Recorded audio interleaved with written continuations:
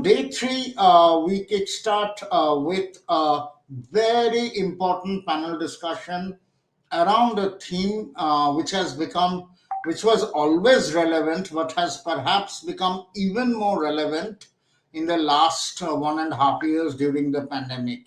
We are talking about the diagnostic sector and how digital technologies are sort of acting as a catalyst for the diagnostic sector, and how the face of diagnostics itself is changing because of these technologies. So, through the discussion, what we would like to highlight is first, what are those technologies, identifying those technologies, how much of those technology adoption has been accelerated by the pandemic situation. More critically, it's not just technology for technology's sake, but how they have been beneficial for the patients and the other stakeholders in the ecosystem. How equipped are our diagnostic centers to seamlessly leverage these technologies? So, these are the things that we would take up during the discussion. It is my honor to introduce a very esteemed set of panelists here for today. So I would like to introduce one by one. So we have on the panel today Pallavi Jain. She is a managing director of Krishna Diagnostics. Warm welcome to you, Pallavi. Next, we have Anand K. He is the CEO of SRL Diagnostics. Welcome, Anand. Then we have Dinesh Chauhan. He is the CEO of Core Diagnostics. Welcome, Dinesh. We have Dr. Anil Handu. He is a Senior Director, Hospital Laboratory Services of BLK Max Super Specialty Hospital. Welcome, Dr. Handu, to the panel. We have Dr. Barnali Das, Consultant Laboratory Medicine of Kokilaben Dhirubhai Ambani Hospital. Welcome, Dr. Barnali. We have Dr. Maithili Kavatekar, Director Lab Services of the Sahyadri Group of Hospitals. Welcome, Dr. Maithili. So, maybe what I would like each of you to start, and I'll start with Pallavi, in terms of if you can highlight one most important technology trends which has happened in the diagnostic sector, especially in the last couple of years, if we look back, and if I may ask about its use case or in terms of how it has benefited the patients. So, Pallavi. Yeah, thank you, Rajneesh, and good morning to everyone, the esteemed panelists. Definitely for Krishna, if I look at Krishna's model, the most important change what we have seen is teleradiology. Because of the use of technology and because of the use of high network and digital platform, teleradiology has been able to connect the most rural regions of our country, and it gives me great happiness that people in Jammu and Kashmir, people in northeast, the most remote locations of northeast regions like Assam, Manipur, Meghalaya, or whether it is Kargil, Leh, Ladakh, they have been able to get access to quality healthcare, quality reporting because of the teleradiology services. So it has definitely been a game changer. Of course, there are multiple things which may, which have added during in the diagnostic sector, in the hospital industry. But yes, focus on rural healthcare and getting technologies to rural part of the India has definitely been a game changer, according to me. Thank you. So, teleradiology you mentioned, and I'll come back to the rural sector question later. Next, I would like to put it to Dinesh in terms of the technology wise. What has been the, if I can ask you to name one technology which has been most significant for the diagnostic sector, you feel? Thank you, Rajneesh, and good morning to everyone. I would like to say that the most adopted technology has become like world's number one is the PCR. You know, that earlier, if we talk about the PCR was in the country or globally, in fact, since 1990s. But now the population know what is the PCR is. PCR adaptability has gone very high. If we talk about, I saw one example in the newspaper. It was only RT-PCR was written, not even for COVID, but still people are going for a COVID RT-PCR, right?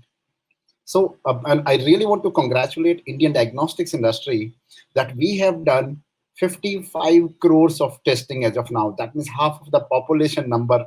RT-PCR testing means COVID testing has been done by our country. That is a tremendous job is been done, and that is because of adaptability of the technology, and that is the PCR basically. And if you know, now everyone talk about in India so many lab setups. I heard that there are 235 more labs being set up only for RT-PCR in our country, which is again one of very big achievement. And not only this, and this is adding into this RT-PCR is the one technology which was with the few labs now across almost every city has RT-PCR lab.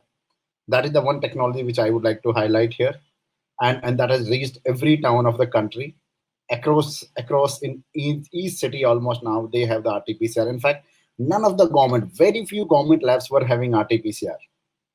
Now in Haryana itself only there are 8 districts got their own RT-PCR laboratory, which is a very big value addition across for molecular testing in the country. That is where I will talk only about this right now. Thank you. Thank you. We will come back to you later. Dr. Handu, I'll come to you next with what, according to you, have been one significant technology addition in the diagnostic sector that you have seen especially in the last couple of years. Well, I think when we look at the current scenario which is there with respect to diagnostics in the country, the biggest challenge which was faced by all of us was during COVID reporting and remote reporting by the possibility of adaptability on the remote reporting possibilities using electronic means was something which was kind of unheard of previously, and perhaps a pariah word for even NABL, to accept it as an activity where they would allow you to do it, not more. And not, if you look at it today, this is something which is once started becoming a bit acceptable, not only to the NABL, but even to our clinical colleagues and to the rest of the people across the country. The other important aspect with respect to the whole thing would be with the clinical decision making system. In fact, this is something which we are feeling very proud of, in a hospital kind of a setting where, actually integrating all the test information which is coming from various laboratories, which includes your PCR laboratory, which includes your chemistry, immunoassays, etc., etc., and all these tests which are coming in, when you're getting this information, it needs to be collated and eventually a clinical decision needs to be taken. So when I look at this whole thing, the CDS has actually helped a lot, especially in these testing and trying times, because look, there were people who were dealing with patients in the COVID area, and for them to actually get access to all the reports together was again a big challenge. So the CDS actually gave them information on the display boards within our hospital where it was mentioned that, look, this patient is COVID positive, he's having an NLR of this much, he's having a urea creatinine of this much, he's having, say, for instance, the interleukin 6 and other markers of this much, and this is the current state with respect to severity scores that could be decided. So if I look at this entire activity which has happened, I think this whole activity was possible because there was a digitization which was happening across the center, and we were able to adapt the entire digital information vis-a-vis the testing to the clinical decision making as well. I think that was one very big achievement, not only for us in particular as a center, but even for a lot many other healthcare facilities across the country. Okay, thanks. So basically, you are talking about connecting digitization to the clinical decision making. Very critical thing. We'll come back to this again. I'll come to you, Dr. Banali, now, especially from a Kapila Ben perspective. What have you seen specifically for diagnostics, the most significant digitalization step that has happened, and especially if we look at the last 1.5 years?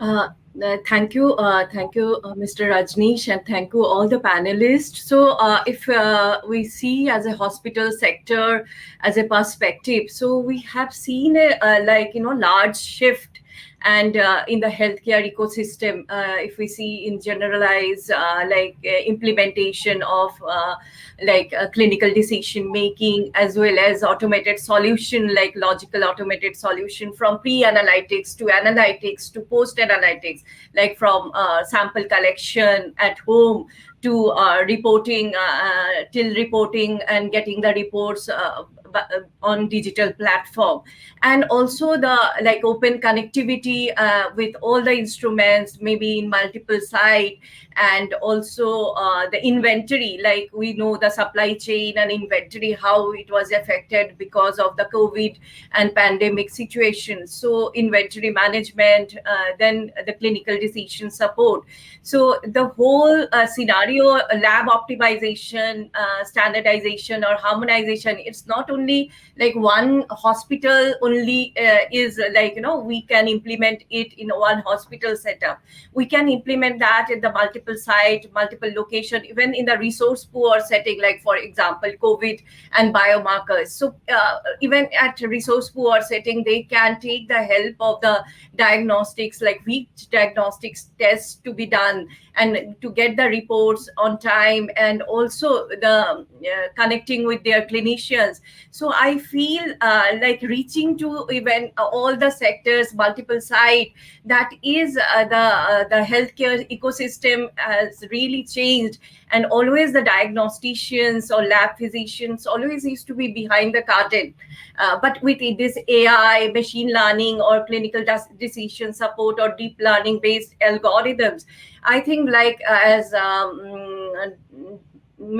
Pallavi has said, and Dr. Handu and others has said, the digital radiology, digital imaging, and digital diagnostics and digital health, I think it has reached in all over India, and with our RT-PCR available, and the amazing the improvement we have seen, that everywhere our RT-PCR lab.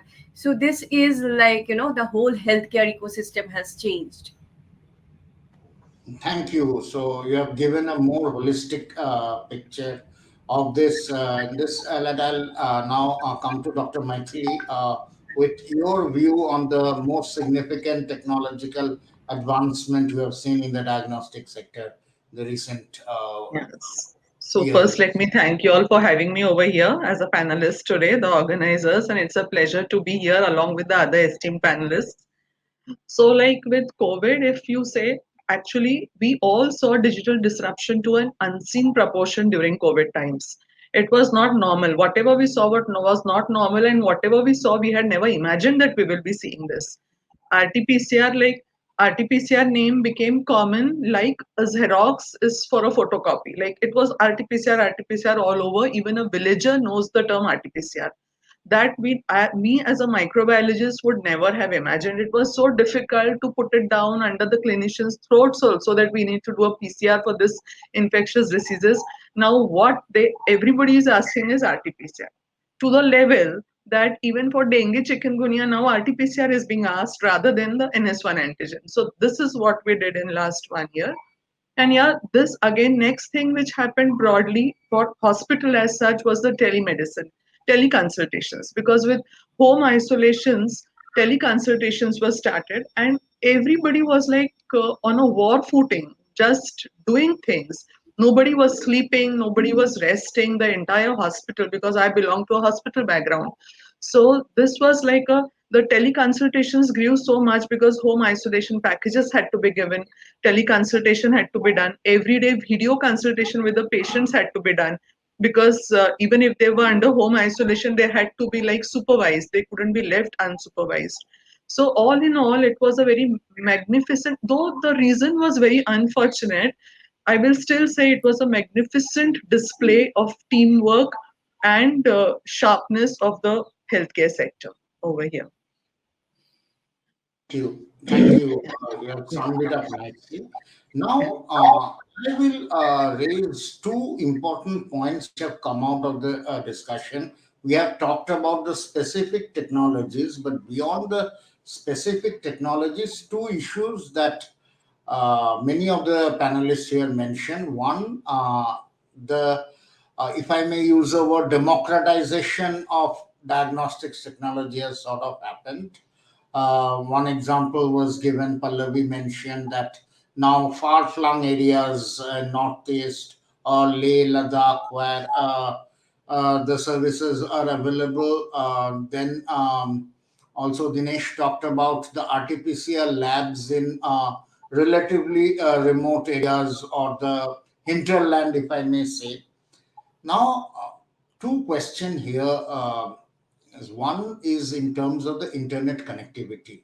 Much of these remote diagnostics or telemedicine will depend on the quality of the internet connectivity. And now we know um, the internet connectivity across India is not uniform, and in the hinterland, the quality is still um, quite inferior and not very fixed also. So there's a lot of fluctuation. So it's one thing. Let's take an example of a hospital like Kokilaben in Mumbai. Maybe there the internet connectivity will not be in that city, will be a problem, but in the hinterland. So how has that been managed? So the net connectivity issue. And the second issue is again, as Dinesh mentioned about these 8 districts in Haryana having these RT-PCR labs. So this is in terms of the budgetary constraints. More and more patients and coming from all sort of economic strata. So ultimately, the diagnostic services have to leverage technology but provide at a relatively affordable budget also. So how have you been ensuring, one on the connectivity front and two on the budgetary front? I'd like to keep this question open. Any of the panelists, you can take it up. Yeah. So Sure. when it comes to internet connectivity, let me begin because the entire business model depends on internet connectivity, as you correctly said. But fortunately, there are wider options available now in the country. Also, if you see and if we think about the entire pandemic period, we're still going through, but in the beginning, nobody had ever imagined that the life would be on the clicks of buttons and we will have to be dependent only on internet connectivity. The offices will be the work from home, will all come into digitization. Schools will work on internet connectivity. So it played a very, very important role. When I say it, when Dr. Maithili also mentioned teleconsultation, or even Dr. Dinesh mentioned that yes, rural locations have got internet options are also now available, because why I say it so confidently that in regions like Himachal Pradesh, where we are operating, where there is 6 months ice fall, there also we've been able to get lease lines. We have kept dongles as an alternative option with 2 3 service providers. So per se, in many states of our country, the issue of internet has now become quite smooth, if you compare, because this is exactly, if that was not the case, then we would not be doing about 1 lakh CT scan MRI through teleradiology per month, or 5 lakh X-rays per month through teleradiology. It's all dependent on internet. So that one issue has relatively been addressed by many providers. There are various options, and obviously, if your business is dependent on internet, so you definitely have in hand 1 or 2 options at every location. To address the second question about budgetary, yes, definitely. We need to give services to the masses at an affordable cost, which is our responsibility. But at the same time, I personally feel that there has to be very good government policies also, because largely our state has a lot of population which is middle class, lower middle class, And time and again, especially in COVID, we saw government changing policies almost every fortnightly, rates being slashed down. And that is the reason many times then quality also got compromised, which should not be the case. Because even we need to understand that, let us take an example of an PCR. There are multiple things which go into the process. It is not just the PCR sample testing. There is the technician cost. During COVID, we had to give incentives to the technician. I'm sure everybody did that because everybody was scared, what is going to happen. It's a deadly disease. Till date, we've not been able to track exactly what is happening. Every day something new is happening. So while understanding that, yes, there has to be affordability, but then one thing we need to understand, that diagnostic is largely the base of any treatment, so no quality has to be compromised. So everybody together should be a part of the policy decision maker, and we need to give our inputs in such a way that, without compromising at quality, how high quality diagnostic or testings or treatment can be got to the larger masses of our country at affordability. So these Sure. things also, government also should play a role in this. Thank you. And in fact, Rajneesh, I would like the- to add a I'll, few I'll come lines back around to it. Dinesh. I'll come back to this question. There was some technical glitch, so Anand has now been able to join us. So I just asked Anand about the first question. I've not taken his opinion. So Anand, what all the panelists have already, I asked each of them to mention one major digital addition in the diagnostic sector over the last 1.5 years, especially during the pandemic, and which you feel this one most critical digital addition, and what role in terms of beneficial role that has played. Thank you, Rajneesh. My apologies for joining late. I had some issues with the internet.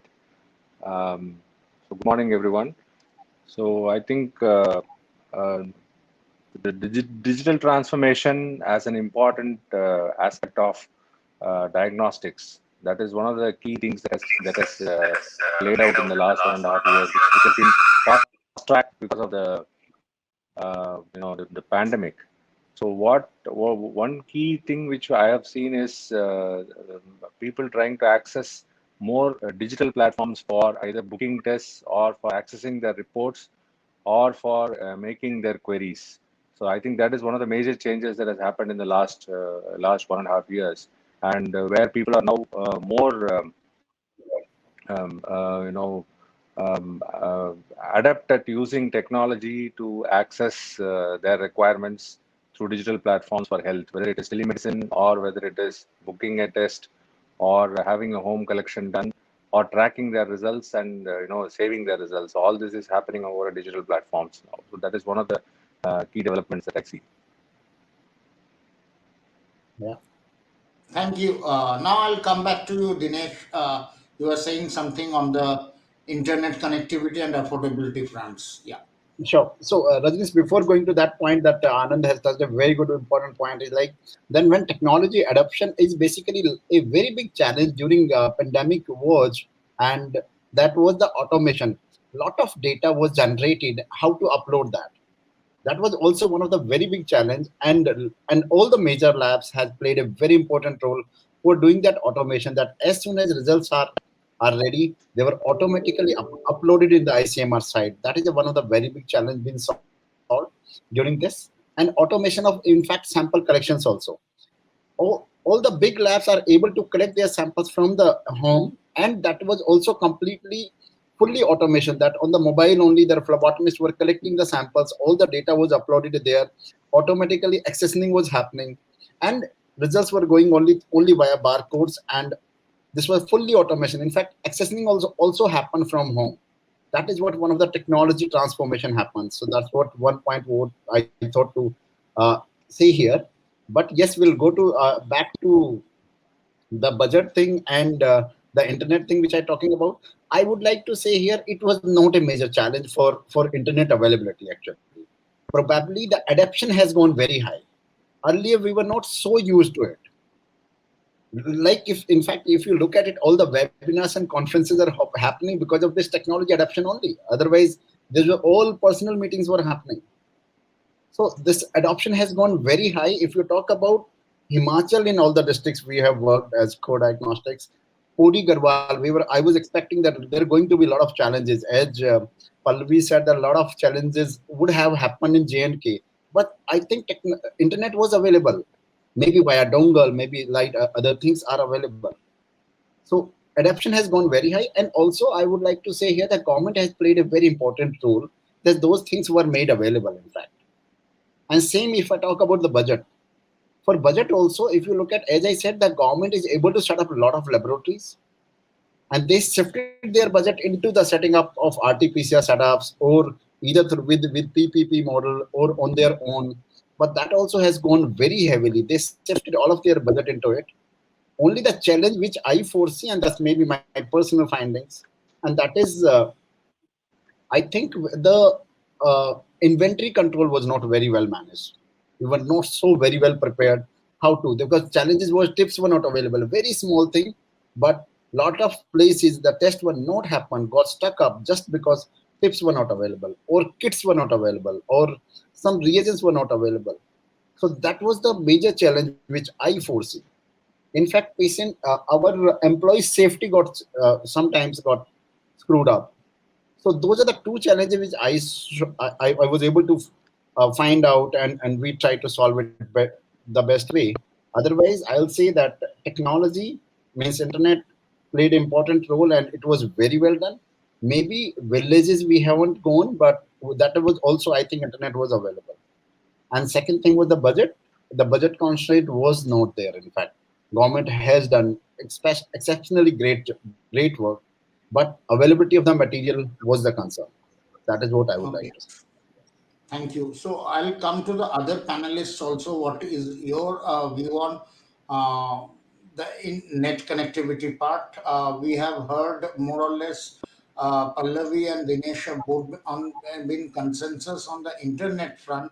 On the budgetary front, though, there has been slight contradiction, which Pallavi said in some cases there has been compromises because of the budget, whereas Dinesh says budget has not been an issue at all. So I would like to come back to the other panelists also. What are your views on both this connectivity, budget, and another important challenge Dinesh added was the inventory management part. So what is your view? So can I add? Sure, definitely. So internet wise, yeah, I would also say that we had good internet connection all over the country. Though we do not get samples from very, very remote areas as a lab, but I would say that it was a mandate of the government that NABL had to audit each and every lab which was being set up for RT-PCR. Labs were being set up in the remotest corners of the country, and NABL, we managed to, because I'm an NABL assessor myself, so we managed to assess online so many labs. And that was such a wonderful thing, because we had never imagined NABL assessment meant like getting up and going to that lab on site and doing the audit. And here we were assessing a PCR lab online. And that was with like almost anywhere in the country. Like I had assessed labs in Assam or down south or up north. So we were just sitting in front of a laptop and assessing, and we were seeing the entire process of PCR online itself. So yeah, that way I experienced that the internet connectivity was quite good everywhere. Like that's it. Yeah. So if you ask me, my perspective, again, I will go holistic way, because I have seen the far northeast and all. So although the internet connectivity is there, but there are sometimes challenges, in terms of internet connectivity, getting the right test, right time for the right patient. So that is we saw the resource poor setting many a times, because I'm part of COVID task force. So there we during the second wave, when there was an increased surge, there we saw sudden this challenges of inventory, challenges of right test at the right time. So that time we realized that along with the healthcare ecosystem, our mental ecosystem of the clinicians, diagnosticians, even the general public also have changed, drastically. We always, the whole India, or as a country, we all try to help. And for that reason, like when like one from the remotest location, if they can't connect to the clinicians, suppose they have taken the appointment, I have seen the clinicians are giving the call and doing the the telemedicine and tele consultations by phone call. So when like maybe the platform, the digitization is not available or internet connectivity is not there. So this is the shift in our I saw drastical shift. And another question was about the inventory control and supply chain management. Yes, we have seen that whole India, not maybe not the major cities, but whole India, the remotest area, our RT-PCR kits sometimes not available.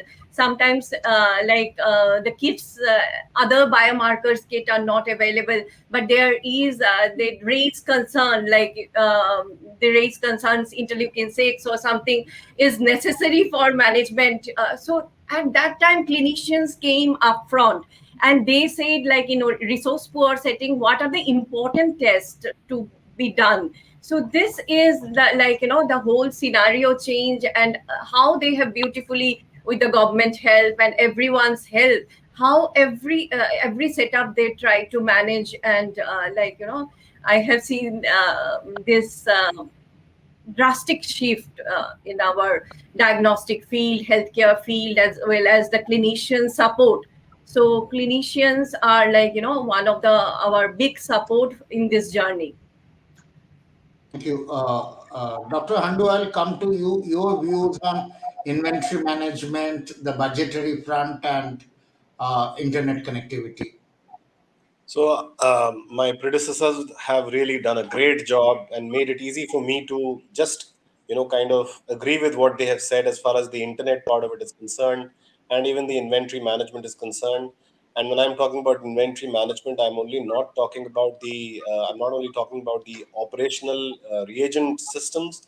I'm even talking about the capex items, like when you wanted to just establish a lab, buy RT-PCR machines, or buy your, thermal cyclers, or your biosafety cabinets, etc. Despite all the money that you had, it was not easy getting them on board. And of course, all that happened, we know, because of the pandemic situation. However, the only area where I would strongly talk about is about the budgetary part of it. When we're talking about government spending on it, they're already spending on it, and there it may not be a huge challenge, because again, the government has its resources which they are trying to streamline towards the healthcare now. I wish they could spend more from the GDP on the healthcare still, but that's a point of discussion which can always come up at some other point of time. Now, when we talk about private sector, hospital-based sector, or generally the private sector laboratories, the concept which unfortunately prevails is that anything and everything in a laboratory can be bought on a rental. Which is very unfortunate kind of a concept which exists. A lot of people do not want to really spend even on the internet, and they would say, oh, why can't we just have it on a per test basis and stuff like that? And perhaps that's where a mindset change needs to be there. There is another aspect also which I would touch upon. In fact, I'm not sure how many of you would have realized this. Because digitization has actually become a norm now and we need it, what has started happening is anything which is in great demand starts becoming more expensive. And in fact, when you would get a laboratory information software maybe a few years back, I would get it for a few lakh of rupees, and I would not really have to put in a recurring cost every year. But now if you go to the market and try to get a good laboratory information system on board, one, it's very expensive. Second, they want a license fee every year, which is again very exorbitant. And then, of course, they want to give you comparisons with countries like US and UK and Australia, where they'll tell you, oh my God, it's like 3 times there or 10 times there. You're getting it at 1/10 the price. Having said that, one needs to realize in 2019, probably it was 100th the price, So that's where challenges will come up. And obviously, budgetary issues will need to be resolved, not only with respect to the money that you want to spend, but even the mindset that you need to spend on digitization and making it better. Not only on that front, you also need to make sure that there is availability of something like what you have PACS and radiology, You have PACS kind of a system available for pathology as well, digital pathology platforms, which Madam was talking about earlier, Dr. Pallavi, and all the other panelists were also discussing all those things. So therefore, the point is mindset change for digitization, having budgetary allocations for digitization, and of course the industry also supporting healthcare by not making it exorbitant for us. I think these are important aspects which need to be taken care of when we are trying to do this activity. Sure. Thank you. Anand, you would like to add something here on these three issues: inventory management, budget, and internet? Sure, sure. Actually, the other panelists have covered it very well, and Dr. Handu has summed it up. I just want to add that, on the budgetary allocation, yes, like Dr. Handu said, is the problem of, we have been always looking at reagent rental solutions for all our requirements. But, when it comes to digital pathology, when it comes to investing in technology for improving our digital access, like improving our lab information system or our e-commerce platform, all this is going to cost us a lot of money, both in capex as well as recurring operating costs.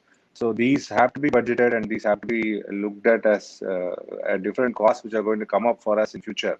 That is going to add to the healthcare costs. And how are we going to actually look at cross subsidizing these costs so that we are not really passing on all these costs to the end consumer. So these aspects are very critical to consider. And inventory is something, since 85% of our requirements are still imported. So that is one of the major challenges, that when there were no international flights, we had challenges of getting kits and equipments into India. So we also need to use this opportunity to see how much of locally developed kits can be looked at, and how we can actually coax the international suppliers, the vendors like Roche, Siemens, and all these guys to start, doing stuff in India, so that they don't really we have such a big market here. They should look at setting up factories, setting up manufacturing units in India, as well as collaborating with the Indian entrepreneurs to look at options for local production. So I think that is going to be the key for future. Oh, great. Thank you. This point, especially, that's why I'll come back to Pallavi and Dinesh, both of you, on this labs, looking at a more a rental solution kind of model vis-a-vis, and many of the devices still not being locally manufactured, adding to the cost. So, how are you looking at sort of handling this challenge, Pallavi? Yeah, so Rajneesh, let me get back to the first input what I gave about the budgetary allotment. My remark on that question was completely focused on the prices given to the consumers, like to the end market, and not to the budget allocations from the government sector or from everything per se. But definitely the valuable inputs from all the panelists have thrown quite a big nice light on the topic. When it comes to reagent rental model, definitely it has become one kind of a stigma kind of thing. Even what we recently saw, if Krasna just got listed publicly, and during our road shows digitally, so many of the investors during the roadshow asked us the same question, that why don't you opt for the reagent rental model? Because this is one kind of thing which is gone out in the market, but there are a lot of hidden things behind the curtain which people don't know as a public. People think आपको सब कुछ rental पे मिलता है, तो आपको मतलब what is the thing about it? But definitely it becomes more dependent on one particular service provider or vendor. Because if I buy something from, like what Anand said, if I buy equipment from Siemens or Roche, and it is on a reagent rental model, then I have to depend on his reagent. Then as even Dr. Anil mentioned, that the cost, whatever comes in demand, is getting high priced. People are taking advantage of it even during this pandemic time. It's extremely sad, but then that we cannot run away from the reality that this is happening. Whatever starts coming into demand, costs are inflated, whether it was the smallest mask, or whether it was a ventilator, or whether it was oxygen supply. all the things had bloated up because yes, that's how the mindset worked. So we need to work together on a way that, as Anand mentioned, that yes, we need to emphasize that make in India products, or all these companies, like in radiology, most of these companies have established plants in India where they are manufacturing CT scan units or X-rays or all this. Similarly, if in pathology also they start manufacturing in India, because yes, India is a very very large market, and if these things can be bought in place, it definitely would be a game changer. I mean, this is what I personally feel, that we should start focusing.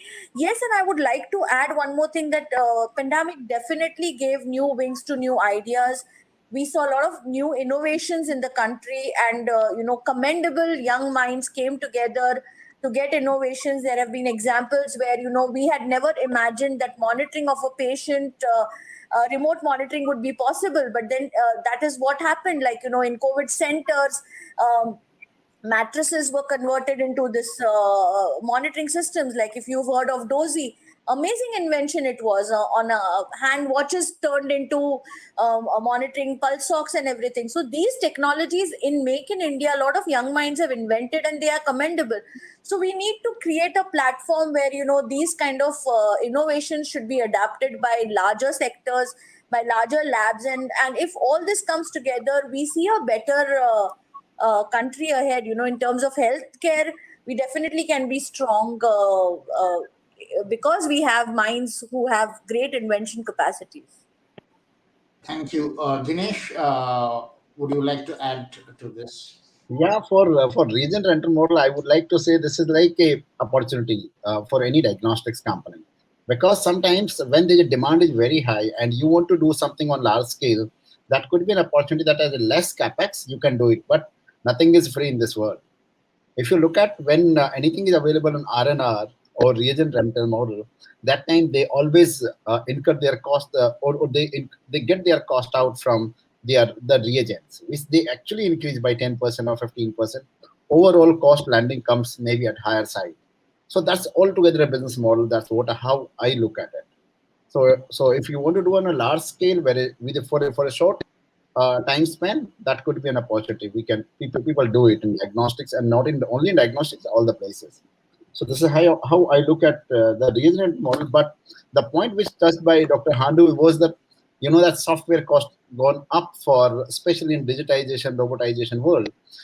But if you look at it, the reverse side, when everything was happening on the testing cost was going down. That entire pressure was only on the healthcare sector, only on the diagnostics labs. If you look at the prices, which were started from 4,200 rupees, went down to today 300 rupees.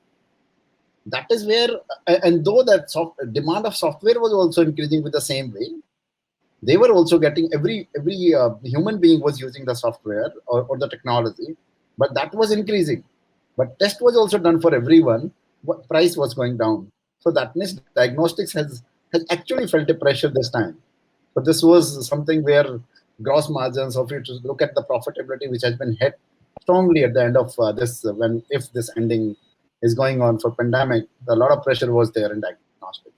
For budget allocation, I would like to say yes, government has done something good, and in fact, all the private sectors also, they did a lot of investments into diagnostics, especially for molecular during this COVID.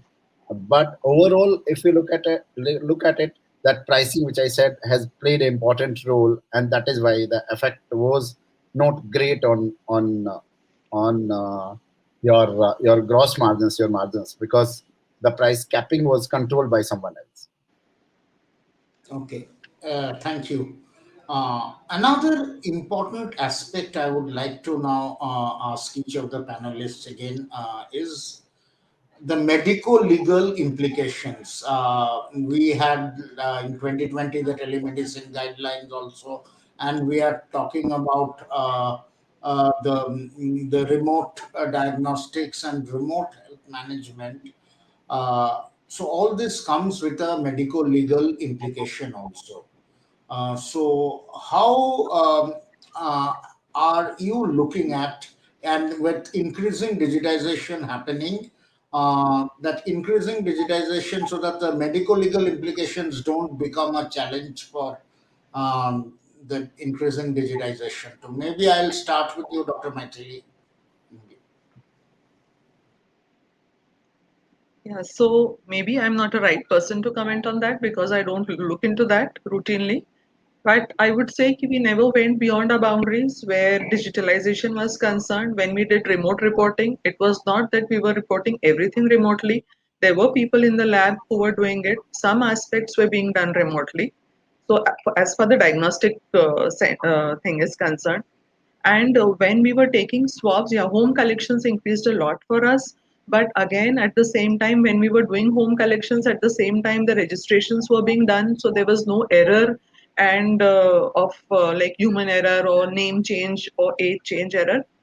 In fact, we faced some things differently because then once the entire treatment used to be done, when the insurance got sanctioned, patients used to come up and say that this is not my real name is this actually.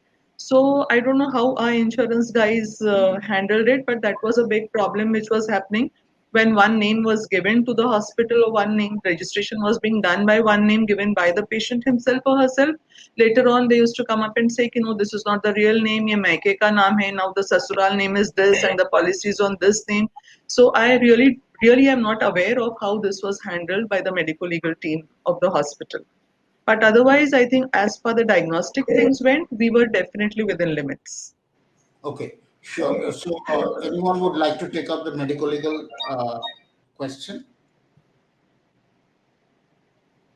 So let me Yeah, volunteer here. sure. So it's We interesting actually the kind of discussion that you're trying to take on, with respect to medical legal aspects. I hope I'm audible. So Yeah. yeah, okay. So the thing is, in a hospital kind of a setting, I think we see it a bit more often than what we see in a standalone diagnostics setup. I'm not trying to say that standalone diagnostics do not get their share of medical legal issues, but the fact is that the medical legal issues are far more prominent in a hospital-based setting, and the reason for that is pretty simple. The reason is that in a hospital-based setting, the patient and the hospital both are available at the same time. They're like kind of captive to each other, and that's why they are able to pinpoint medical legal aspects. And in any case, we in Delhi face this pretty often because here the common dialogue of Amitabh Bachchan is like the commonest thing which happens. Tumhe pata nahi mera baap kaun hai. So that kind of a concept is like very prevalent in a city like Delhi. Now, having said that, the conceptually, if I look at medical legal aspects in laboratory medicine, by convention, majority medical legal issues have only crept up in surgical pathology stream, and that's more commonly seen, especially in the hospital setting. On the settings where we have had, say, a platelet count or say biochemistry testing or other testing, somehow patients are okay with the concept that I may not get the right report and I will go ahead and take a sample to some other lab and get it reported from there. Yes, they would like to make a hue and cry about it, but generally speaking, I have not seen many cases coming up on that front. Surgical pathology still happens to be one area because again it's a subjective science, and in that area there seems to be a far more number of people wanting to go ahead with litigations and stuff like that. So point is, when we are trying to actually look at medical legal aspects vis-a-vis digitization, I genuinely do not expect a lot of change with respect to the conventional way of reporting in surgical pathology. I think that will still continue to be the same, and the repercussions thereof will also still continue to be the same. The issues will start coming up when people will start getting into typical digitization system with respect to surgical pathology reporting as well, because that's what's happening across the globe now. People are wanting to actually report on digital images in surgical pathology also, and perhaps as and when we get into that area, these litigations probably are going to come up in a larger manner. This is what my perception is. But currently, if I look at the scenario within the laboratory system, I think somehow we have, as a consumer also, if I give you this impression, I'm okay with the fact that I got a wrong report from one laboratory and I got it repeated by them, and then I got it tested again, and next time I got it okay, and they said sorry and things went off. I think that part is still working the same way as it was previously. The only challenge which you still face is with respect to RT-PCR, mind you. because there the challenge is not only with respect to people who are getting a wrong report today with respect to COVID, you're also getting badgered by the authorities because you're sending wrong data across to, say, ICMR and stuff like that. And that obviously becomes a major challenge. I'll give you an example. Dinesh did talk about transmission of information directly into the ICMR portal. I know lots of laboratories do that. I do that as well. Now, when you do this bot system where you're trying to transfer the data, if by chance there is some mismatch somewhere, the entire data gets mismatched, and then you get badgered royally. So this is where perhaps we need to put systems in place which are going to make sure that such wrong tagging does not happen, and we are able to give information correctly across the portals, and ensure that as we scale up, we don't get into legal troubles. Thank you. Pallavi, you were adding something to this. Yeah. So when I speak about medico-legal, definitely, there has been one thing which maybe even others might have faced it, but we have faced it on a huge scale kind of thing, because with, as we say that India, on a very humorous note, that people are jugadu here.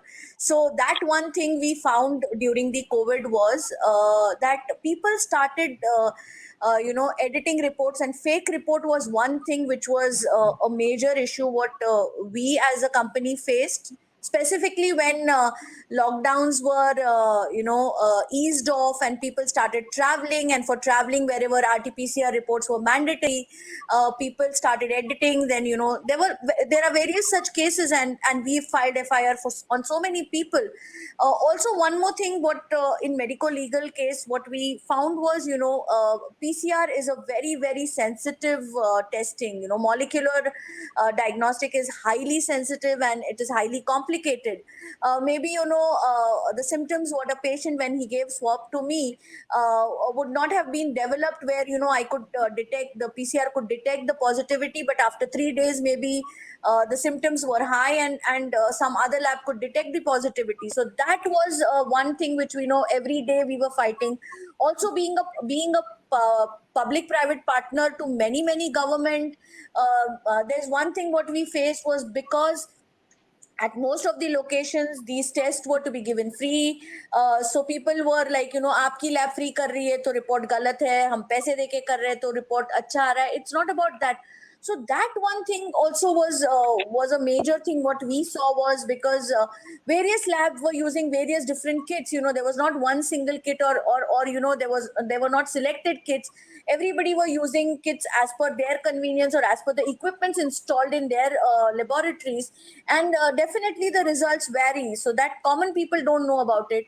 And fake report was one thing which which was one issue which we were tackling. And there have been instances where the third party, the B2B labs, or the third parties have collected samples and given reports out of our name, and not even given samples to us. So these are some things which came into highlight during this period. So definitely we've put in technologies in place. We have every report which is now QR, which has a special QR code. There has been barcode. So multiple things had to be brought into place to ensure that these things do not repeat. But yes, we never expected something like this will happen, but this has happened unfortunately in the country. Okay, so this is a very serious issue. In fact, I would like to ask any of the panelists further to, in terms of the security, and especially what Pallavi mentioning was this RT-PCR being mandated was also not uniform across states. So traveling to certain locations, you require it, and there were a lot of confusion. In fact, I only personally faced it in different states at different times. Some airports required it, some didn't want it. So you are never sure. So with security, how anyone else faced this as a challenge, and what you did to sort of handle the security challenge? So, So in context, Yeah, sure. in context with what Dr. Pallavi said, there are challenges with the same type of kit, like RT-PCR kit. When we started the validation, we saw around 5 kits giving maybe 2-3 different results. Some are showing positive and some are showing negative. So because of that, challenges in the medical legal aspects, like CT values also sometimes. So these are, like, we have seen, because of that, with capping and all, sometimes it is really challenge for the lab, the quality aspects of the kit, any kit, RT-PCR or many other kits which are available in different platform. So the quality aspects, because when you cap certain things, so you really can't ask everyone to follow the same standardization or harmonization protocol. So this was the major challenge like we faced. So just to add a point with respect to what you were talking about, security of reports. In fact, there is a mandate from NABL now that all the reports need to have a QR code on them, so Yeah. that when somebody is actually accessing those reports, you will actually scan them, and that will be taking you directly to the website. And that's what has happened now. In fact, I'm sure that all the people who are testing for RT-PCR, if not for all the reports, at least for RT-PCR report, everybody has now put in a QR code, which is at least ensuring the authenticity of that report and ensuring that you're reaching that particular area. And that's in fact become mandatory now by the government also in majority of the states. So, I mean, while on one side there are these things which are happening, which are making it relatively, if I may call it, foolproof, etc. But there are other challenges which are coming up. In fact, and I'm sure this is happening more often when you are getting business from outside, like when you take B2B or B2C, a lot of people actually, interestingly, let me give you an example. A lot of people, send you samples saying that, they've taken a sample, and when you actually run the sample, your NTC does not actually work. And you know that the person has not even taken the sample. It's only a VTM which has been sent across to you, and you're putting it onto the machine and you're not getting result. Now, unfortunately, this is what the Janta doesn't know. They think that, Yeah. VTM भर के भेज दिया, वहां से result negative आएगा, हम खुश. And invariably what will happen is you will get an invalid result.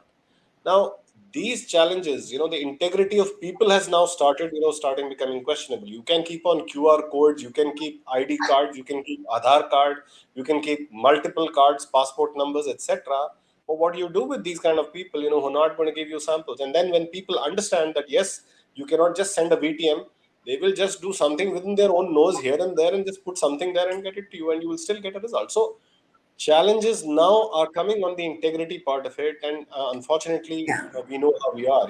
Somebody used the term jugadu, so that's the concept, Yeah. I think, which we need to really, kind of give up at some point in time.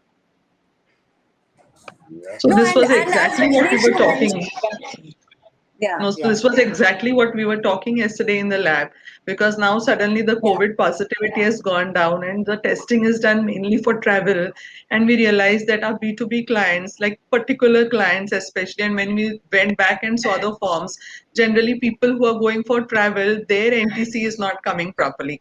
And however much a technical person explains, see, the person who is going for travel is very irritated because he wants to jump on the flight and go maybe. We are at a loss because we really don't know what to do with this report.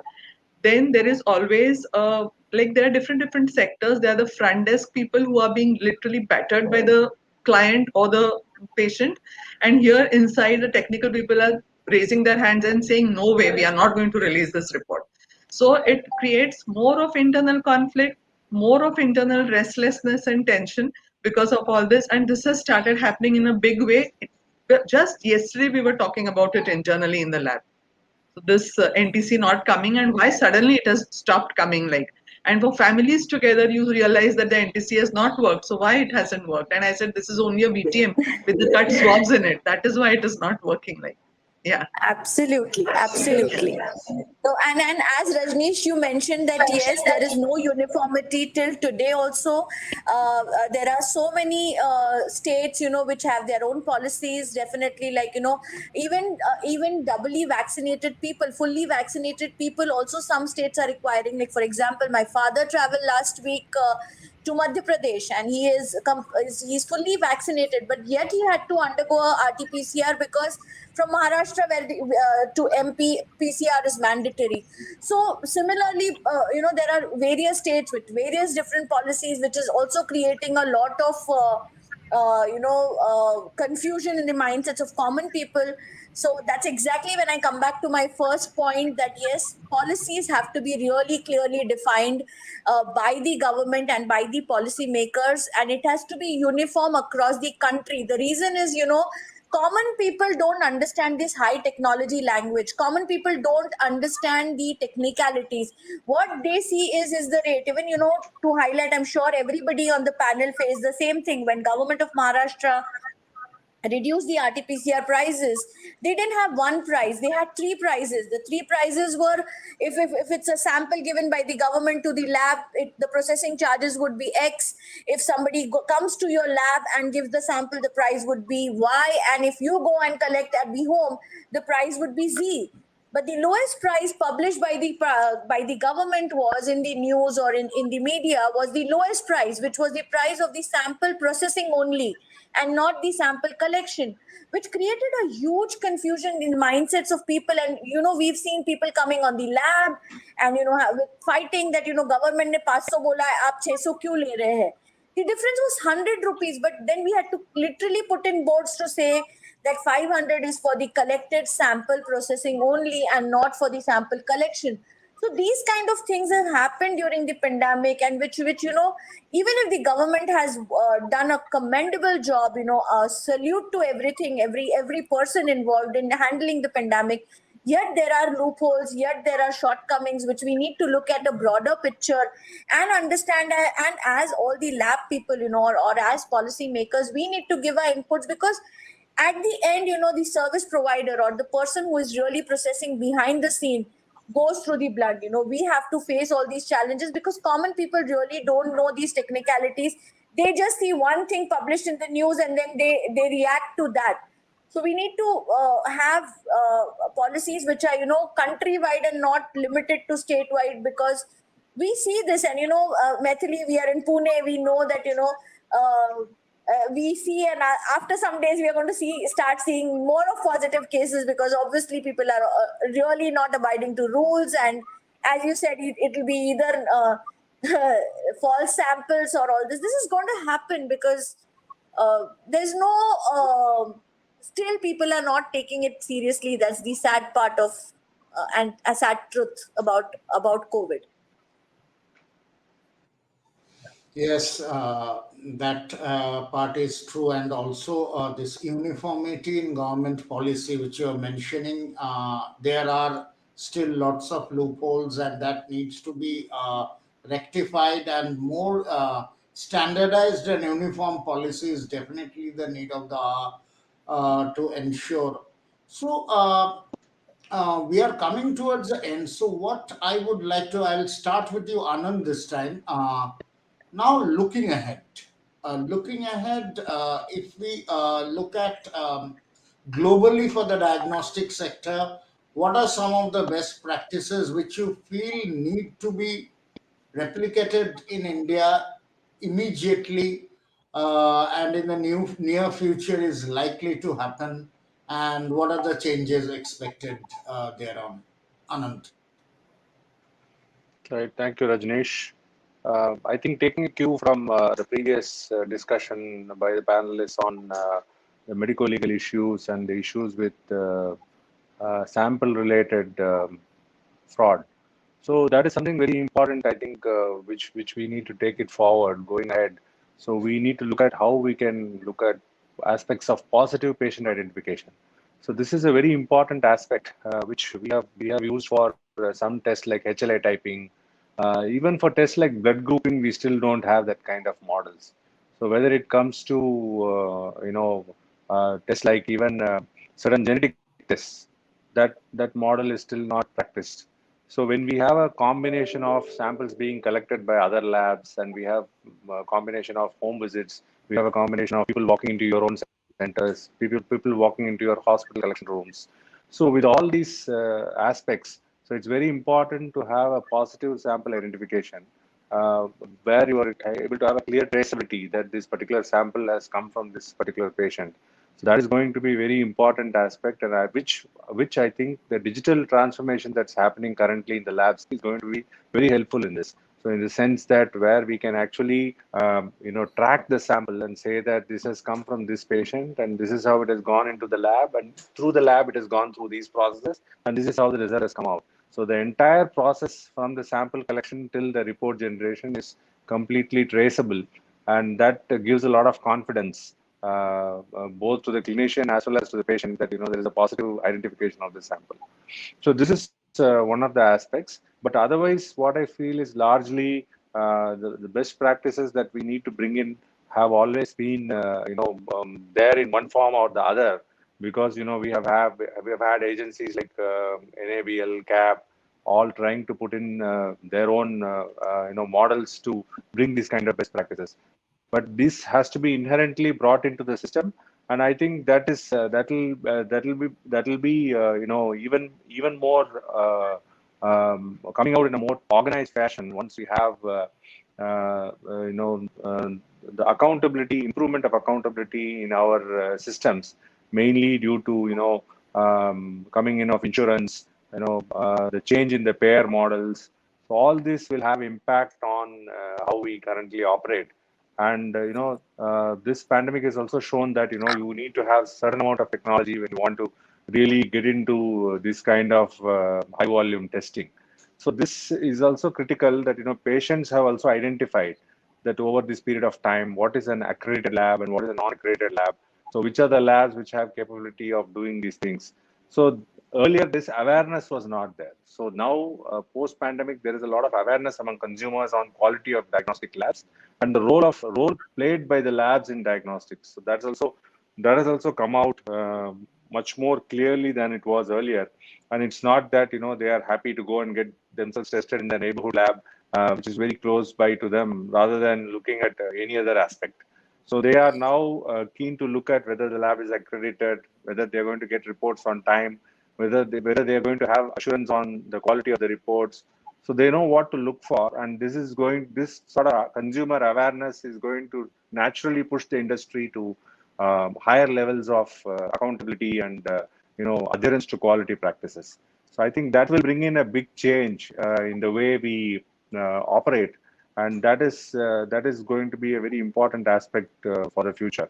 So in this relation, as labs, it's not just the consumer facing aspects like your apps or websites or your e-commerce platforms that are going to change, but also internally within the labs. So we're talking about digital pathology networks which are being set up by large labs and hospitals, where they're able to share information between different specialist pathologists, and they're able to take opinion on a real-time basis. And we are also talking about total lab automation, where we are able to have better traceability of samples, better traceability of the whole process. We are also talking about, how do we archive samples as well as archive the reports in a better way, so that we are able to retrieve them at the right time in the right way. So these are, I think, some of the aspects of the digital transformation, which is going to be very important for the future. And this combined with the government's policies, especially the development of the NDHM platform, the National Digital Health Mission, which will lead to a digital health card, which will be used by all people. So which will actually create a lot of credibility over the how the whole process happens. So this NDHM there is also now an initiation on how do we actually standardize lab practices, like standardizing your lab codes. Currently we have different test codes, different test names. Each test means something else in different labs. So all this can be brought in by brought to one point by adopting codes like LOINC and such aspects. So we are looking at these things being changing due to government policy as well. This NDHM will also bring about a big change in these aspects. And public policy, especially related to communicable diseases like tuberculosis, COVID, etc., will have its own impact on how we handle such pandemic and endemic situations in future. Thank you. Thank you. In fact, Abhishek Kumar of NDHM was here yesterday on this forum platform, and he talked about some of the missions and plans of NDHM. I'll come to Dr. Bernali in terms of what needs to be done in the diagnostic sector in the immediate future. What do you feel?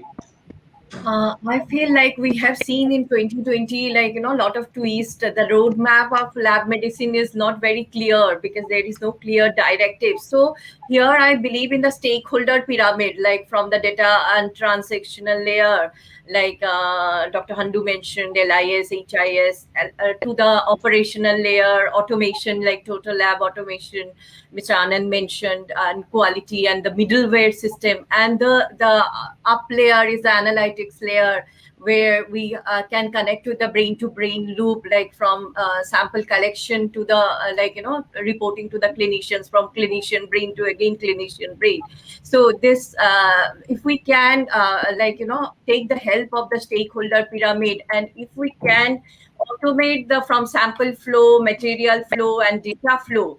So this three flow with the help of AI, artificial intelligence, machine learning, and deep learning. Like as Dr. Handu mentions, we saw the increase in CDS cost, clinical decision support cost, or AMS cost during this time, which was lesser before pandemic. But if we keep innovation, Dr. Pallavi mentioned, innovations from the different Indian, diagnostic sector, or different Indian, like IIT doing the digital health department in all the IITs they started. So if we take the help of those connecting points and develop the machine learning and deep learning based CDS for our hospital and for lab support. And the most important point is harmonization and standardization of the reports, like Mr. Anand mentioned. So this, we have seen the challenges in harmonizing and standardizing our reports. So if all the stakeholders take equal participations in in all the flow, sample flow, material flow, and data flow, so I think we can see, with the help of AI and others, tools, annotation tools, and all, we can really see the shift in digital pathology, like digital radiology, digital imaging, and cloud computing, and all. Thank you. Thanks. Dinesh, I'll come to you with what is your feeling about what needs to be done in the Indian diagnostic sector in the immediate future. So during the like, a lot of learning has come because of this COVID. That is completely revolutionization of diagnostics industry, and diagnostic industry is going to be the technology driven going forward. Like we are talking a lot about digitization, robotization, and automation of the diagnostics industry. But if we are going to deep dive into it, a lot of new things which is going to come, because we have been pushed more into diagnostics, and human brain is like that. We learn few things or we adapt few things more when we are pushed into it. So that's what COVID has done with us. And with that, if you look at it, that genomic advancement is going to happen much better now. Why I'm saying so? Because of a lot of automation has come, and because of this lot of automation, a lot of data accuracy will come, precision will be better, a lot of throughput and sophisticated instrument will be there. A lot of research are going to be much faster and much better now because of this cloud computing. A lot of research associations and the groups are going to communicate better actually. Earlier, that kind of data sharing was not there. Data itself was not there. Now a lot of data information is there. Data sharing is happening. So a lot of research are going to be much faster and much accurate actually. And one more thing, which is actually personalized medicine, which Anand has said, globally people have started talking about it. In fact, two kind of population is going to be more focused now. One is the new age population, means a new population which is coming up. They are very well aware of technology. They wanted to know what is going to happen with me for future. So because of this genomic science, that they wanted to know what is the preventive medicines available, preventive test available for me. That is going to be help us a lot. Same way, our aging population, they want to have a quality of life better. For that also, they want more better diet plans, trainings for that. What are the best tests available? Is there a good test available for Alzheimer or Parkinson's, NGS based or genomic sequencing based? And also because of this, but a lot of complexity is coming up. And what do I mean by complexity is like a lot of data is there, a lot of information is there, a lot of insight will be there. Is that really going to be very useful for that? So for that, we are going to have a lot of high-end technologies, throughput machines, automation is going to play an important role to reach some conclusion for better accuracy of the results. Because this is going to bring a lot of value to overall to the diagnostic industry. And in fact, I believe that game changer is going to be this revolution and adoption of the technology. And the more adoption of technology is going to happen in diagnostics, it is going to be the winner of the game is going to be the adoption of this technology and the revolution. That is what I would like to add here. Thank you. Dr. Handu, you earlier mentioned about clinical decision making. So, Well, what improvements in the diagnostic sector you expect, which will help improve the clinical decision making? So I think if I look at the circumstances that we are very placed in currently, I think digitization happens to be the order of the day. Like my son tells me, he says, 2 years back you would never let me touch the iPad, and today you tell me, "Beta, ये तुम्हारे लिए मैंने नया laptop लाया." I think we've moved on to that kind of a state where we are actually encouraging digitization to the large possible extent right from the kid stage. So this is anyways going to be the order of the day. The more important aspect is are on two fronts. One is with respect to the adaptability of people who are in my age group or elder to me uh, for digitization, because there seems to be some degree of resistance to digitization in our minds. We do not want to believe that I can do something remotely without being physically present there. Of course, we can have caveats to all that. That's a different issue altogether. But that's one aspect where I need to adapt. I need to adapt, and my elders need to adapt. Why? Because people beyond us, who are younger to us, are perhaps already adapted to this kind of a change. Now, the second aspect is, while the government is very nicely and beautifully regulating the prices, I think they also need to regulate the mushrooming of laboratories which are not run by the right people. And that's where there is a big challenge. I'm sure, we have assessors on board, in the panel today, and they would have realized there are so many labs, who go for the assessment, they fail once, they fail twice, they fail thrice, and fourth time they have gotten somebody on board with whom they are able to manage to get the accreditation, and then they keep on working for the next 1.5 2 years, and 2 years down the lane they again lose the accreditation. So I think that part of it really, really needs to be looked at by the government. Not only do they need to regulate the prices, which they are so effectively doing, because again, health being an emotional aspect, people would like to save money only on health. They don't mind having a burger for $1,000, but they do mind spending 1,000 rupees on an RT-PCR. So while that is our mental state, that is the state of the government as well, because again, it's an emotional aspect which needs to be worked at.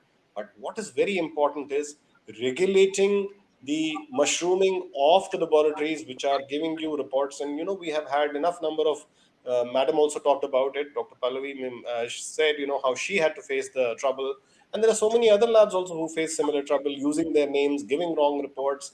And on not only that, laboratories opening up in small little coffee shops. So that is where we need to be kind of vigilant about the whole thing, because ultimately behind every sample there is a human being, and that human being is what we need to be protecting.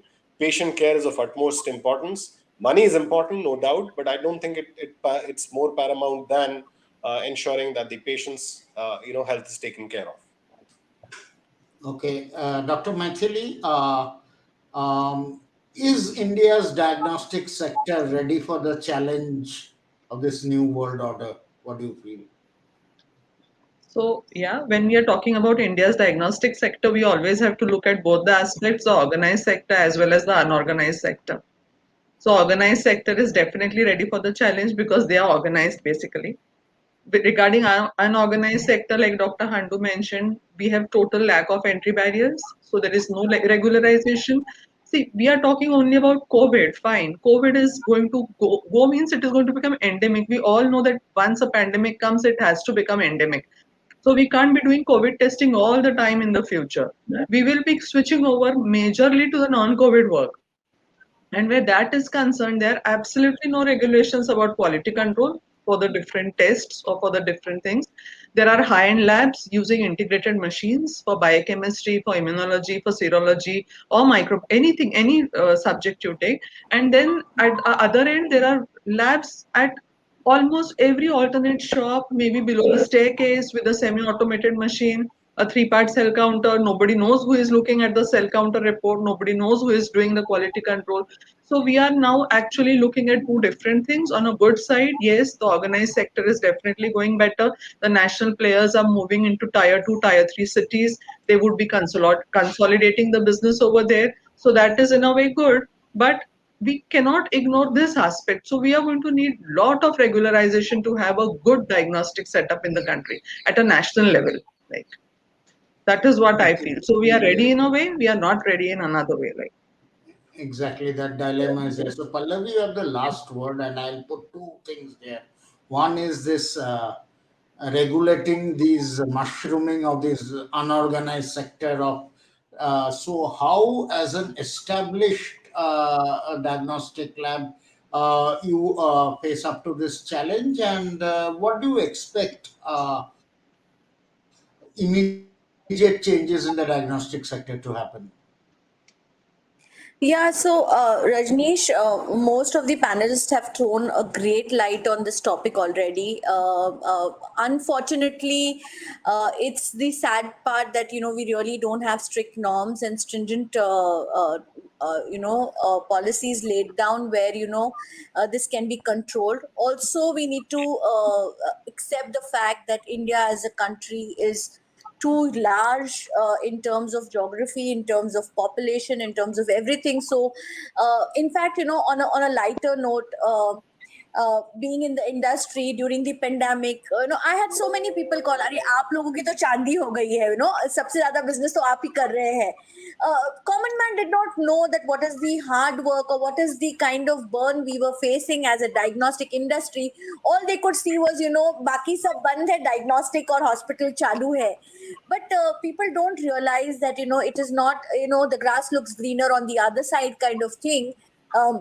There is a lot of hard work, there are a lot of processes, there are a lot of protocols, and in fact everyone on the panel would agree to this point that especially during the COVID, processing or catering to the patient was one aspect, but everybody had to go through a tremendous hard work giving the data to the government agencies.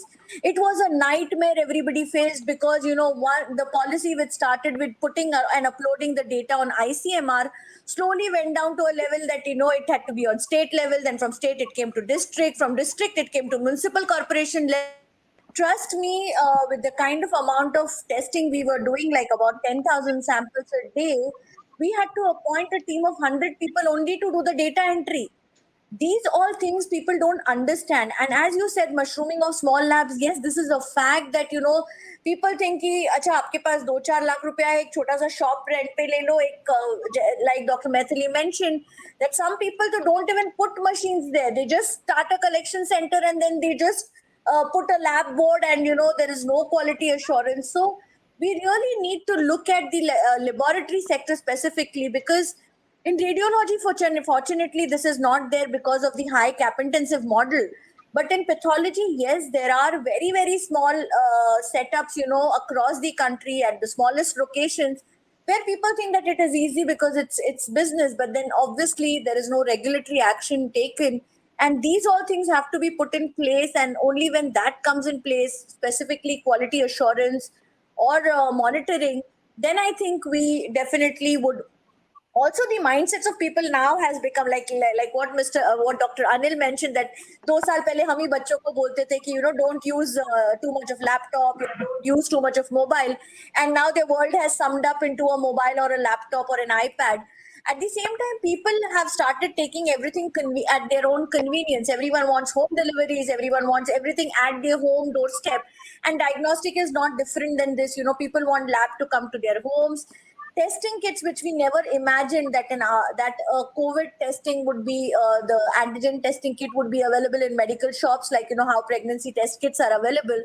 So these are some kind of things, which is definitely what I feel like, looking at it, because we need to understand that these are highly communicable diseases, and how we need to control and need to have some kind of policies or some kind of regulatory measures to be taken, so that we don't deviate from the basic give back to the society, that we all are into the most emotional and highly sensitive service area, that is diagnostics, or that is healthcare. And as Dr. Anil mentioned, that yes, people like to spend on a burger, pizza, or a movie, but when it comes to healthcare, it becomes emotional thing for them, and they want everything free of cost. And that is one mindset which needs to be brushed, which needs to be, or then the government needs to act in a way where more of our GDP income is infused in the healthcare sector, where then we have uniformity, and where we understand that how we can get it at a lower cost, or we can get free of cost. What National Health Mission has come up with a lot of policies. So it's a huge market, and there's lots to do. But yes, COVID has really taught us a lot, and it's shaken up everyone, including the government and people. So I hope that we see a better future in the coming years. Great. So, summing up, I will say what we discussed today. We initially started with talking about some of the new technologies that are bound to come, but more importantly, we talked about that COVID has accelerated maybe adoption of some of these technologies, but gradually it will become endemic. So, more important is the need of regulations for the diagnostic sector, so that the uniformity as well as the quality and safety is assured. We talked about, we looked at the diagnostic scenario holistically, both from the only labs perspective and labs associated with the hospital perspective. We talked about challenges like budgetary front, inventory management, as well as issues like the internet connectivity. And we sort of did a little bit of crystal gazing into the future. It was a great discussion, and I'm sure about 300 plus audience which watch this panel discussion live will be able to apply some of these practices at their labs and hospitals, maybe, and that would be the actual ultimate benefit of the event. So, thanks to all the panelists once again, and wishing you all a good day. And thank you for being such very interactive panelists in the discussion. Thank you. Thank Thank you, you. Thank everyone. you. Thank you, Thank you. everyone. Thank you, everyone.